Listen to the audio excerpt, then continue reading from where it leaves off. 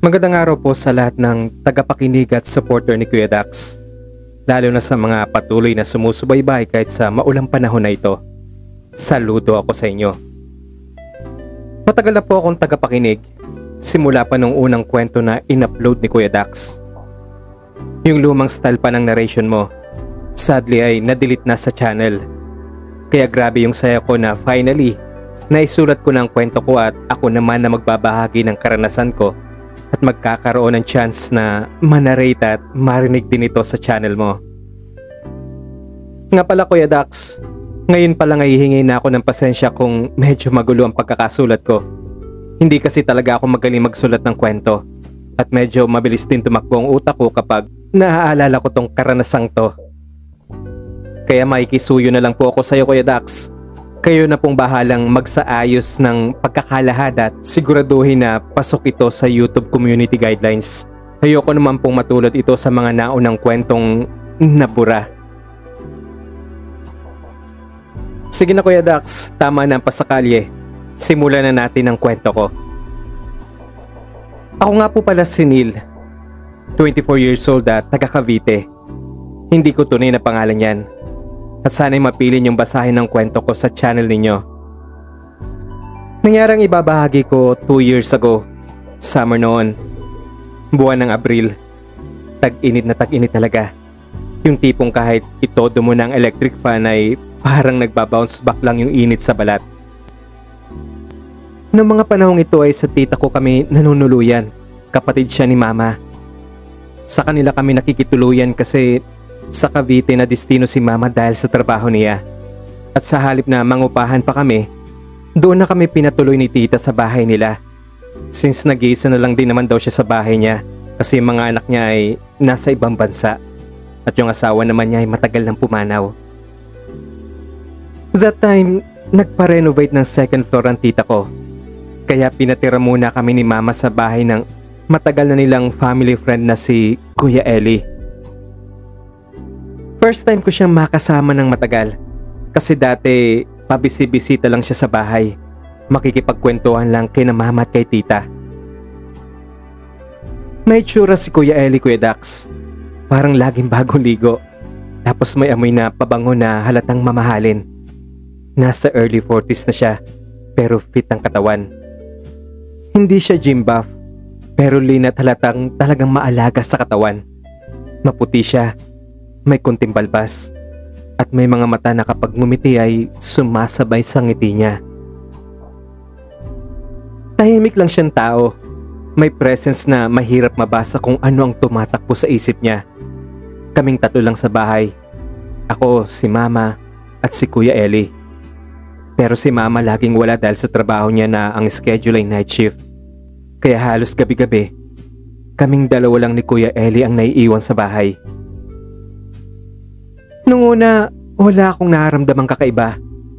Pero habang tumatagal, napapansin ko na nagiging mas aware ako sa presensya niya. Yung simpleng kilos niya sa bahay, kung paano siya gumalaw, kung paano siya tumawa. Parang may dating sa akin. First few days, normal lang naman. Matutulog ako sa sala. Si Kuya Eli naman ay sa kwarto niya. Pero minsan, nagigising ako sa tunog ng shower bandang madaling araw. Tahimik lang ang paligid. Tapos biglang maririnig yung lagaslas ng tubig. Hindi ko naman pinapansin sa simula. Pero habang tumatagal, napapansin ko rin na after maligo, lumalabas siya ng banyo na nakatapis lang at diretso sa kusina para uminom ng tubig. Kapag ganong oras Kuya Dax, halos dilim lang ang kausap mo. Pero sa pagitan ng mga tunog ng tubig at hakbang niya sa sahig, may kakaibang dating. Para bang yung buong bahay nagiging saksi sa isang bagay na hindi sinasabi, pero nararamdaman mo. Naamoy ko paminsan ng sabong ginamit niya. Unti-unti nga'y nahuhuli ko ng sarili ko. Tinititigan ko siya habang dumadaan. Pinagmamasdan ko kung paano siya maglakad, kung paano siya uminom ng tubig. Hindi ko maintindihan kung bakit, pero parang bawat kilos niya may dating sa akin. Walang mali sa ginagawa niya pero iba ang dating talaga niya sa akin.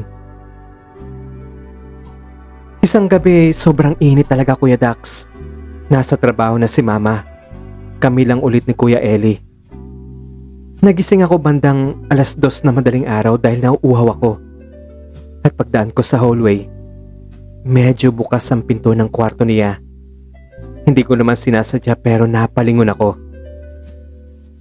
Doon ko siya nakita. Nakatihaya. Tulog na tulog. Walang suot na pangitaas. Mahimbing siyang natutulog. Agad akong tumalikod at dumiretso sa kusina. Hindi ko alam kung bakit ako nakaramdam ng kaba. At nang sumunod na gabi, nagising ako dahil nakaramdam na naman ako ng uhaw. Tuyong-tuyo talaga ang lalamunan ko nun. As usual, wala na naman si Mama. Dumaan ako sa hallway at nakita akong palabas ng banyo si Kuya Eli. Nakatapis lang siya ng tuwalya. Pagkuha niya ng tubig sa dispenser, nadulas ng bahagya ang paa niya at muntik nang mahulog ang tuwalya. Pero naagapan naman niya.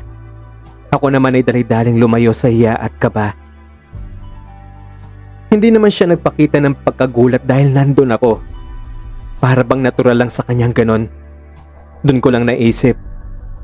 Baka nga hindi lang ako nakakakita sa kanya ng ganong paraan. Baka matagal na niyang alam na may dating talaga siya sa ibang tao. At baka parte talaga ng personalidad niya yung pagiging kumpiyansa sa sarili. Isang araw, Kuya Dax, nainip na ako sa bahay. Kaya naisipan ko maghanap ng part-time dahil bakasyon naman namin. At para ma-update ko ang resume ko, nanghiram ako ng laptop kay Kuya Eli. Tinanong ko na rin siya kung pwede kong gamitin ang printer niya at hindi naman niya ako tinanggihan. Habang nag-update ako ng resume ko sa laptop ni Kuya Eli, may lumabas na notification. Messenger. Isang contact na may emoji na pangalan. Na-curious ako at nakita ko yung preview ng message. At ang sabi sa message ay, "Kailan ulit?" Hindi ko alam kung anong iisipin ko, pero pakiramdam ko, napagtibay nun yung hinala ko. May side si Kuya Eli na hindi alam ng karamihan. At somehow, mas lalo akong na-curious. Habang naghihintay na matapos yung printing, kailangan kong dumaan sa banyo. Sa pagdaan ko sa hallway, nadaanan ko sa kwarto niya si Kuya Eli. May narinig akong mahinang ingay, pero sapat para mapatigil ako. Maingat akong lumakad papunta sa pinto ng kwarto ni Kuya Eli. Ang katahimikan ng gabi, biglang napalitan ng mga tunog na tila nagpapahiwatig ng personal na sandali. Hindi ko alam ang gagawin ko. Magstay ba ako o aalis na lang? Pero sa huli, pinili ko na lang umalis. Ayaw kong mapahiya kung sakaling makita niya akong nandun. At pagbalik ko sa harap ng laptop ni Kuya Eli para tingnan kung tapos na ang pagpiprint ko, napansin kong may naka-open na chat. May larawan na naka-preview. Kuha sa salamin. Si Kuya Eli. Naka-boxers at walang pang itaas. Ang post niya ay casual pero may kumpiyansa. Hindi ko sinadya iyon pero nakita ko rin ang reply. Pero hindi mga salita iyon. Larawan ng isang anaconda. Kahit man ako, Kuya Dax, parang gusto kong kumanta ng kanta ni Nicki Minaj na may anaconda. Simula nga noon ay mas lalong naging malalim ang pagkakaunawa ko sa pagkatao niya. Maaga akong gumising kinabukasan para mag-init ng tubig. Habang dumadaan ako sa hallway, nakita ko siyang nagbibihis. Nakatalikod siya pero nakaharap sa salamin. Kaya nakita rin niya akong dumaan sa refleksyon. Nginitian niya ako. Kalmado at walang halong pagkabigla. Pero pakiramdam ko, may kahulugan yung mga ngiti niya. Parang sinasabi niya na Alam niya kung ano ang nasa isip ko. Isang gabi nagyaya siya ng uminom. 2 bote lang ng Red Horse, pero sapat para mapasarap ang usapan namin. Tinanong niya ako kung may girlfriend na ako. At ang sabi ko naman, wala pa. Ibinalik ko sa kanya ang tanong. At ang sabi naman niya ay wala rin daw. At habang nagkikwentuhan kami, ramdam ko yung bawat sulyap. May tanong. At bago pa man magtapos ang gabi na yon, alam na naming pareho na may koneksyon na lumalampas sa tawanan. Sa mga sumunod na araw, mas naging close kami. Mas may palitan ng tingin. Hindi kami nagpapahalata sa harap ng iba, pero may lalim kapag kami na lang dalawa. Hindi ko na po masyadong pahabain ang kwento ko, Kuya Dax. Pero ito lang masasabi ko. Mula nun, mas naging totoo na ang presensya ni Kuya Eli sa buhay ko. Hindi ko man alam kung saan ito patungo, pero alam ko na hindi ito basta dumaan lang. Kayo ba? Tatanungin ko.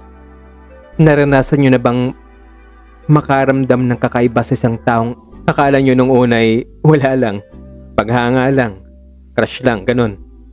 I-comment nyo sa ibaba kung may ganitong moment na rin kayo. Basahin natin ang kwento ng isa't isa. Baka hindi lang kasi ako naka-experience ng ganito. Maraming salamat sa pakikinig at sa pagbasa ng sulat ko, Kuya Dax.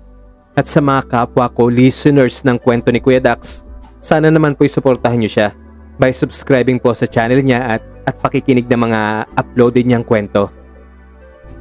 Hanggang dito lang po sulat ko, Kuya Dax. Maraming salamat po at more power po sa channel ninyo.